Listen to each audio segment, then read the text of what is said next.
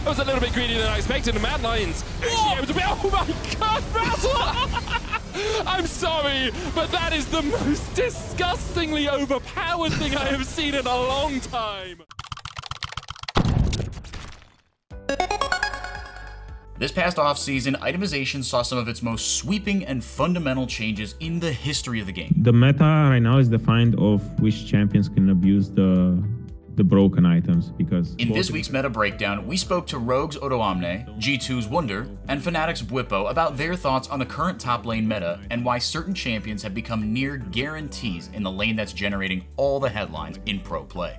If your mind immediately just went to Goredrinker, pat yourself on the back because, yes, it is very strong right now. But what exactly about the item makes it a must build, and what else is contributing to AD Bruiser's dominating games? So for me, Bruiser champions are really strong right now. They have access to very tanky builds thanks to Stark's Gauge as well as Scargo's Stoneplate. Not as popular, but I'm a connoisseur of the Stoneplate on 3 after the Goredrinker, which is the obvious it's the obvious new inclusion. You know, it's the new kid on the block.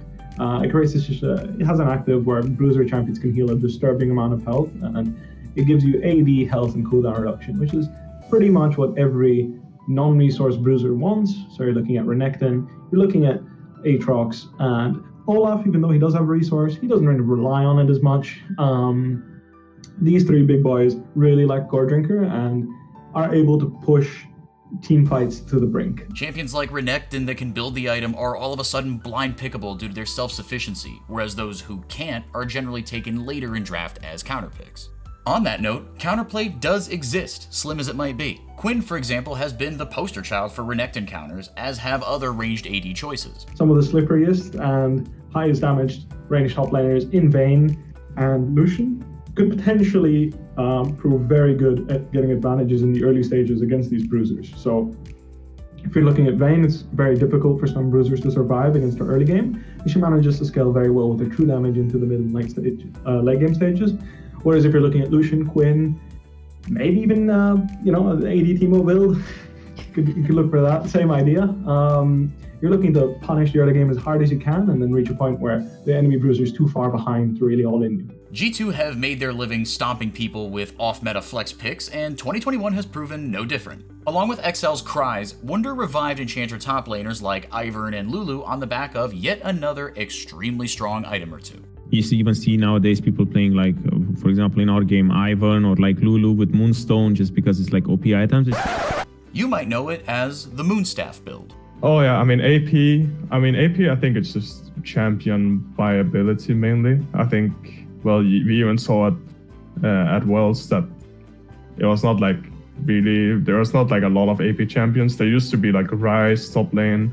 Well, Akali is still there, but it doesn't really feel like an AP champion at this point. Like an AP champion, you think more about like Cassio top, Ryze top, and I think all of these champions, they're just a victim of jungle being really OP. If you don't subscribe to enchanters in the top lane, you can still get your magic damage kicks on other champions. I feel like bruiser mages like Kennen and Rumble are better just because the item path is like a lot smoother and most of their matchups are like really good, I would say. All things considered, I think Victor and Vladimir stand out, and if you want to play those, make sure that you scale into the mid and late stages because that's where they're going to do the most damage, because they don't manage to win their lane hard enough most often against these bruisers, and they have a hard time surviving the all-in. So you're kind of hoping you can grab as much kills as you can so you can pop off in a team fight later.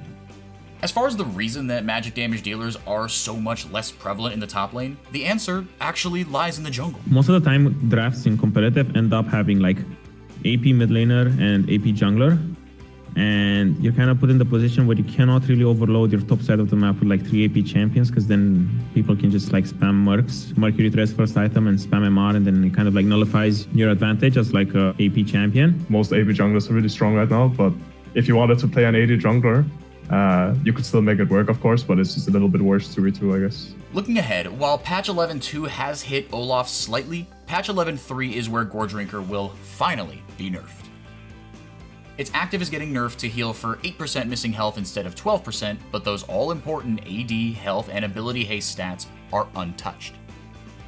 Sterix Gauge and Ravenous Hydra will also be taking hits, pushing the overall strength of sustain-dependent AD Bruisers down and hopefully opening up more build paths.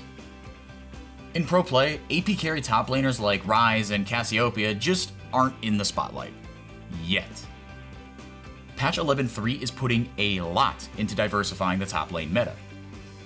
6 of the 9 champions getting buffed could be played as AP top laners, so Gragas should finally have some friends up there in the near future.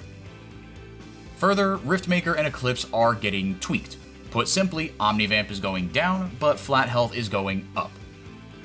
Putting durability into these flat stats as opposed to percentage vamp shows that Riot wants to let individual champion kits and identities take primary responsibility for drain tanking and pushing those teamfights to the limit as opposed to the items that the champions build. For more meta discussions and other content with your favorite pro players, be sure to subscribe to us on YouTube and keep an eye out for Esports on social media.